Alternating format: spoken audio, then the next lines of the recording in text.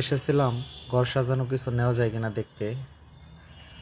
তা হাট হাঁটা চলার অবস্থায় দায় অনেক ভিড়। তারপরেও একটু জায়গা করে নিয়ে দেখতেছি কেমন।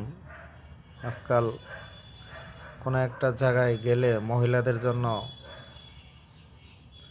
এমনিতে অবস্থা খারাপ, যাওয়াই যায় না দোকানপাটে চিপে।